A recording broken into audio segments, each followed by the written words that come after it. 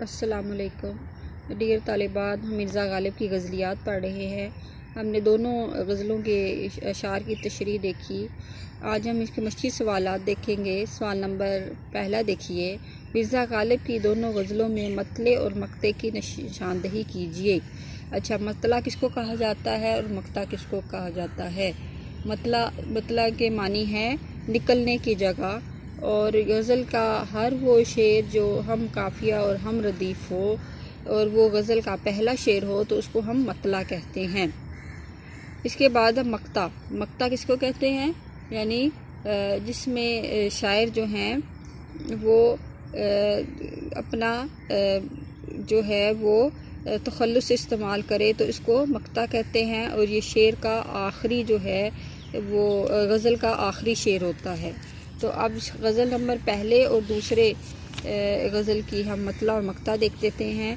पहला शेर गज़ल का देखिए, पहली गज़ल का, बस के दुश्वार है हर काम का आसान होना, आदमी को भी मुयस्सर नहीं इंसान होना। तो इस शेर में आसान और इंसान जो है वो काफ़िया है और होना जो है वो रदीफ़ है।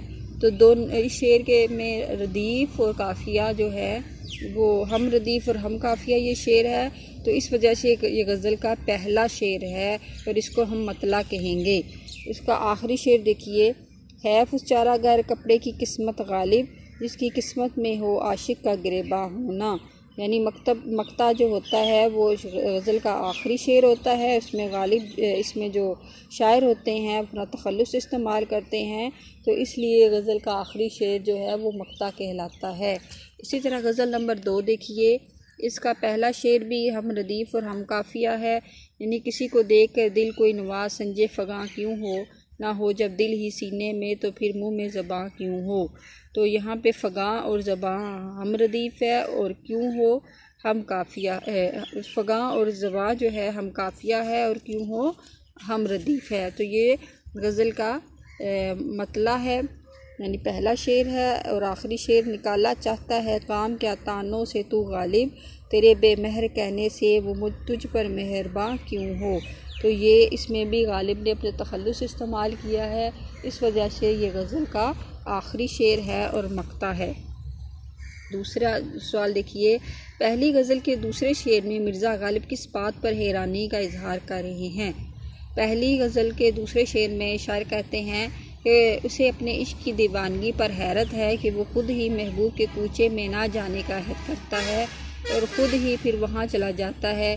इस कैफियत पर वो हैरान हैं। सवाल नंबर 3 देखिए, पहली गज़ल के तीसरे शेर में अहले तमन्ना को शमशीर उरियाँ हलाल ईद क्यों कहा है? तो पहली गज़ल के तीसरे शेर की आप इसकी तशरीह वीडियो में देख सकते हैं कि गालिब ने जो नंगी तलवार को हलाल ईद क्यों कहा है, क्योंकि पहली रात का जो चाँद होता है वो भी तलवार की शेप का होता है, बारीक होता है और नोकदार होता है। तो जब महबूब जो है वो कत्लगाह में अपने आशिक को कत्ल करने के लिए शमशीर को उरियाँ करता है, तो शायर कहते हैं, गालिब कहते हैं कि ये महबूब का इस तरह कत्लगाह में कत्ल करना अपने हाथों से आशिक के लिए ईद से कम नहीं होता, ईद के चाँद किससे कम नहीं होता।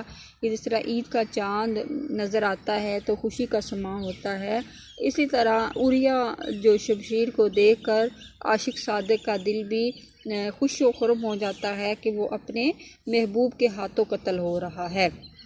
तो सवाल नंबर 4 देखिए, दूसरी गज़ल के मतले में मिर्ज़ा गालिब ज़बान पर कोई हर्फ शिकायत लाना पसंद नहीं करते, इसका क्या मतलब है? दूसरी गज़ल के मक्ते में गालिब ज़बान पर कोई शिकायत लाना पसंद इसलिए नहीं करते क्योंकि वो कहते हैं कि किसी को दिल देने के बाद आहो फ़गा करना बेकार है और चीखो पुकार करना और फरियाद करना बेकार है। दिल ज़बान की रफ़ीक होती है और दिल की तर्जमानी करती है। जब इंसान के पास दिल ही नहीं हो तो उसे ज़बान पर भी शिकवा नहीं लाना चाहिए, क्योंकि जब मोहब्बत की राह में महबूब आशिक जब आता है तो फिर वो सर धड़ की बाजी लगाने के लिए तैयार होता है। लिहाजा जब दिल नहीं रहा तो ज़बान भी मुँह में नहीं होनी चाहिए। क्योंकि दिल जब रुखसत हो जाता है और महबूब के कदमों पे जब जो है वो दिल दे दिया जाता है तो फिर ज़बान में शिकवा शिकायत लाना भी एक जुर्म करार दिया जाता है। पाँचवा देखिए, दूसरी गज़ल के दूसरे शेर में मिर्ज़ा गालिब अपनी वज़ादारी पर कायम रहना चाहते हैं, इसका क्या मतलब है? दूसरी गज़ल के दूसरे शेर में गालिब अपनी वज़ादारी कायम रखना चाहते हैं, इससे मुराद ये है कि गालिब कहते हैं कि जब महबूब अपनी आदत बदलने पर मादा नहीं है तो वो अपनी वज़ा क्यों बदले, क्योंकि उनके लिए हर चीज़ से बढ़कर उनकी इज़्ज़त और नामूस है।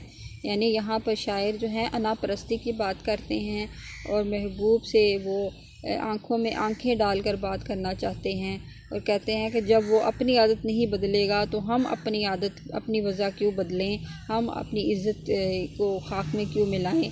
तो महबूब जिस तरह अमल करेगा हम भी वैसा ही उसके साथ बर्ताव करेंगे। गज़ल अलाइम कई ज़बान है, यानी शायर कुछ अलामतों और इशारों और कनाए में अपनी दिली कैफियत का इजहार नहायत लतीफ़ पैराई में करता है।